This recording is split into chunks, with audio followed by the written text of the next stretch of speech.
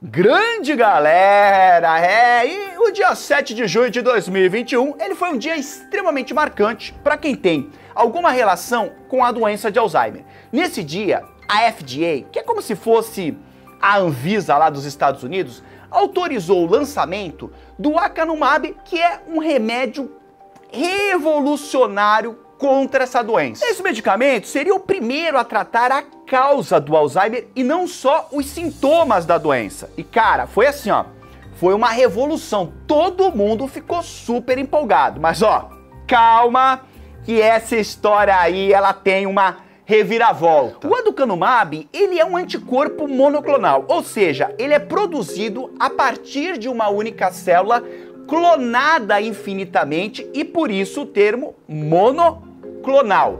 Nesse caso específico, ele é produzido a partir de uma célula do ovário de hamster. Os cientistas, eles modificaram o DNA dessa célula para produzir anticorpos contra a beta-amiloide, que é uma proteína que quando está em excesso no cérebro, ela atrapalha a comunicação entre os neurônios. E essa falha de comunicação, ela acaba causando os problemas cognitivos clássicos do Alzheimer, como as falhas da memória. Inclusive, há um tempo atrás, saiu até na capa da revista Nature uma imagem que mostrava um cérebro antes e depois do tratamento com o aducanumab.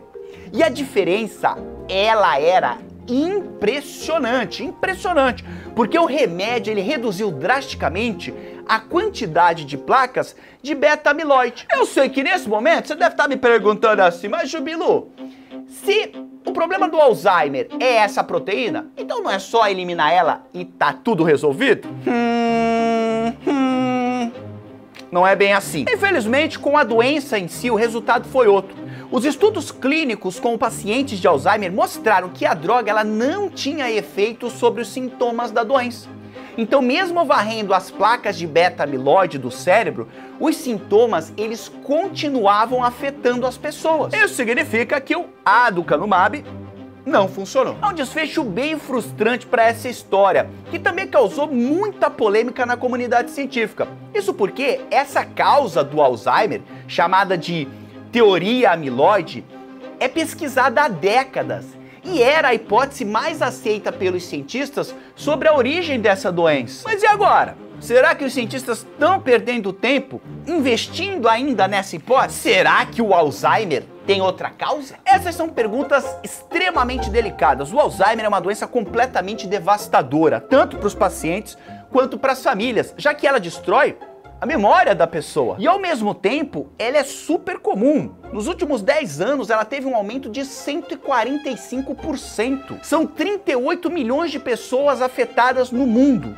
E 1.200.000 pessoas estão exatamente no Brasil. A primeira pessoa a ser diagnosticada com a doença foi a alemã Auguste Deter. Ela foi diagnosticada pelo médico Alois Alzheimer e faleceu em 1906, com 55 anos, no Hospital de Lunáticos e Epilépticos de Frankfurt. Interessante que quando essa mulher era entrevistada pelo médico, ela não lembrava nem a sua idade, nem seu sobrenome e nem o nome dos seus entes queridos. O que ela dizia com frequência era Ich habe mich Varleruin.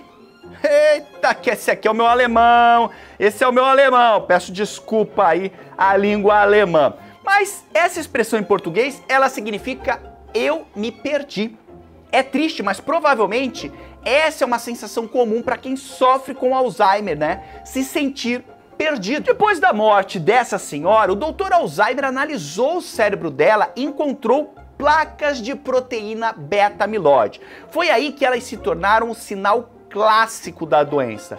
Mas como eu te falei no início do vídeo, ninguém tem mais tanta certeza dessa correlação da beta-amiloide com a doença. Aliás, tem outro fator extremamente estranho nessa história. Muitas pessoas apresentam placas de beta-amiloide no cérebro, mas não desenvolvem Alzheimer. Em um estudo feito nos Estados Unidos com mais de 1.600 idosos, 41% dos idosos acima de 80 anos apresentavam as placas, mas nenhum deles tinha Alzheimer. Por isso é de se pensar que talvez a doença tenha uma outra causa. Alguns cientistas têm a hipótese de que a doença tem a ver com a proteína tau, que é uma proteína responsável pela estrutura dos neurônios. Essa proteína ela pode sofrer transformações químicas que deformam os neurônios, mas ainda não se sabe muito o porquê.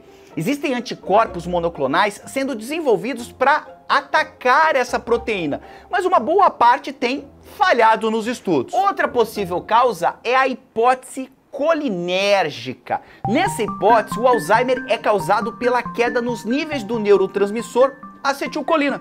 E a quantidade desse neurotransmissor realmente ela é mais baixa nos cérebros afetados por essa doença. Inclusive, nos anos 90, surgiu um medicamento capaz de aumentar essa quantidade, mas na prática ela também não funcionou como esperado. E aí, filosofando, talvez porque a queda de acetilcolina não seja a causa da doença, e sim uma consequência do Alzheimer.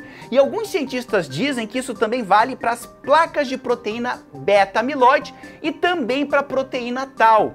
E faz sentido, porque atacar essas três causas até agora não adiantou nada. Uma quarta hipótese envolve as infecções pela bactéria Porphyromonas gingivalis, que é uma bactéria que causa gengivite, né? Ela produz uma enzima chamada gingipaína, que destrói tecidos do corpo.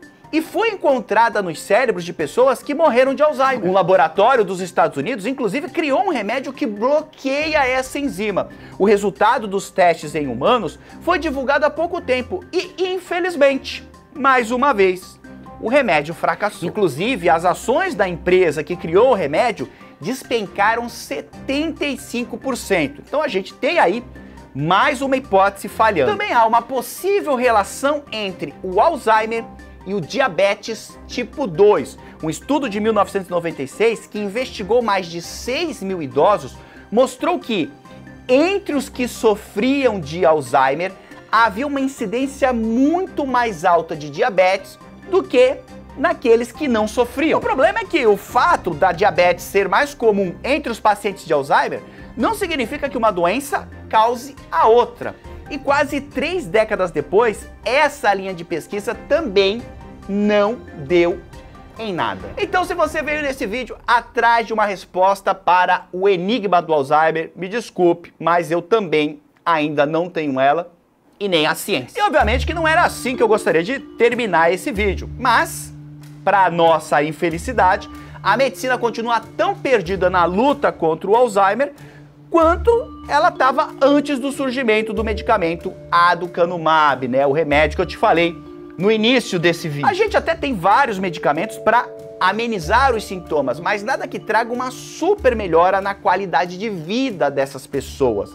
E isso é extremamente triste, porque o Alzheimer, ele desconstrói a mente das suas vítimas em um processo muito doloroso. E nesse processo fica muito nítido o quanto as memórias são importantes para a cognição humana. Mas a gente precisa lembrar do poder que a ciência tem de investigar e vencer doenças, por mais que isso possa demorar. O fracasso ele faz parte do processo e enquanto os cientistas estiverem trabalhando, não dá pra gente perder as esperanças.